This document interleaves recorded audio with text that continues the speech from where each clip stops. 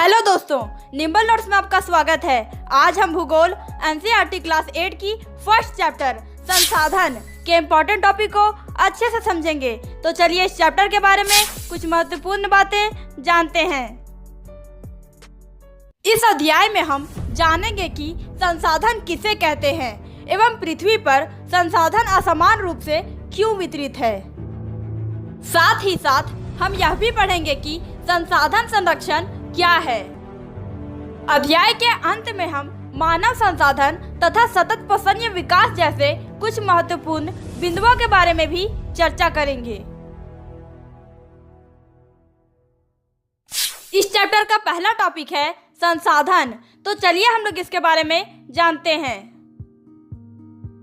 प्रत्येक वस्तु जिसका उपयोग आवश्यकताओं को पूरा करने के लिए किया जाता है संसाधन कहलाता है।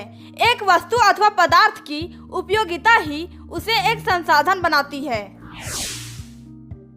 समय और प्रौद्योगिकी दो महत्वपूर्ण कारक है जो पदार्थों को संसाधन में परिवर्तित कर सकते हैं। दोनों लोगों की आवश्यकताओं से संबंधित हैं। लोग स्वयं ही सबसे महत्वपूर्ण संसाधन है। ये लोगों के विचार, ज्ञान, आविष्कार और खोज ही है जो और अधिक संसाधनों की रचना करते हैं। संसाधन जीवन को बनाए रखने, आर्थिक गतिविधियों का समर्थन करने, नवाचार को बढ़ावा देने और जीवन की गुणवत्ता में सुधार करने के लिए आवश्यक है। हमारा अगला टॉपिक है संसाधनों के प्रकार। तो चलिए हम लोग इसके बारे में जानते हैं। सामान्यतः संसाधनों को प्राकृतिक, मानव निर्मित और मानव में वर्गीकृत किया गया है। पहला, प्राकृतिक संसाधन। जो संसाधन प्राकृतिक से प्राप्त होते हैं और अधिक संशोधन के बिना उपयोग में लाए जाते हैं प्राकृतिक संसाधन कहलाते हैं। वायु, नदियों और झीलों का जल, मृदा तथा खनिज सभी प्राकृतिक संसाधन हैं। प्राकृतिक संसाधनों को विस्तृत रूप से नवीकरणीय और अनवीकरणीय संसाधनों में विभाजित किया गया है।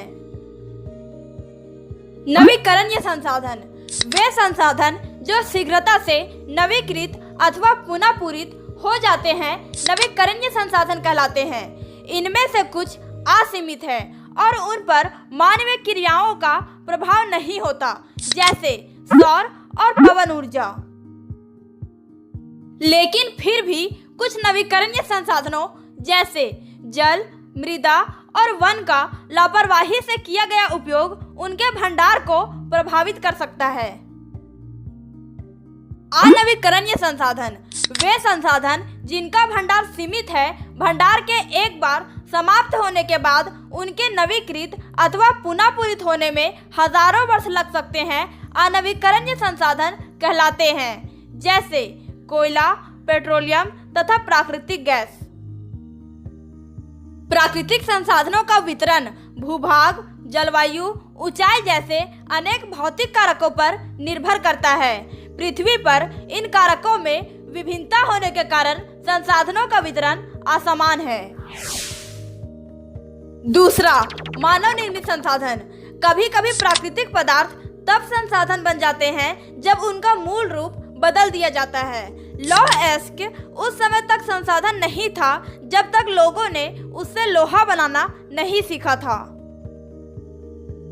लोग प्राकृतिक संसाधनों का उपयोग पुल, सड़क, मशीन और वाहन बनाने में करते हैं, जो मानव निर्मित संसाधन के नाम से जाने जाते हैं। प्रौद्योगिकी भी एक मानव निर्मित संसाधन है। तीसरा, मानव संसाधन। लोग और अधिक संसाधन बनाने के लिए प्राकृतिक का सबसे अच्छा उपयोग तभी कर सकते हैं जब उनके पास ऐसा करने का ज्ञान, कौशल तथा प्रौद्योगिकी उपलब्ध हो। इसलिए मनुष्य एक विशिष्ट प्रकार का संसाधन है। अतः लोग मानव संसाधन हैं। शिक्षा और स्वास्थ्य लोगों को बहुमूल्य संसाधन बनाने में मदद करते हैं। अधिक संसाधनों के निर्माण में समर्थ होने के लिए लोगों के कौशल में सुधार करना मानव संसाधन विकास कहलाता है। हमारा अगला टॉपिक है संसाधन संरक्षण। तो चलिए हम लोग इसके बारे में जानते हैं। संसाधनों का सावधानी पूर्वक उपयोग करना और उन्हें नवीकरण के लिए समय देना संसाधन संरक्षण कहलाता है। संसाधनों के संरक्षण के अनेक तरीके हैं। प्रत्येक व्यक्ति उपभोग को कम करके वस्तुओं के पुनः चक्रण और पुनः उपयोग द्वारा योगदान दे सकता है। अंततः यह एक विभिन्नता बनाता है क्योंकि सभी जीवन एक दूसरे से जुड़े हैं। ओके दोस्तों, इस चैप्टर के इम्पोर्टेंट टॉपिक को आप एक बार फिर से देख लें ताकि आपको पता चले कि आपने इस चैप्टर में कौन कौन से टॉपिक को समझा है।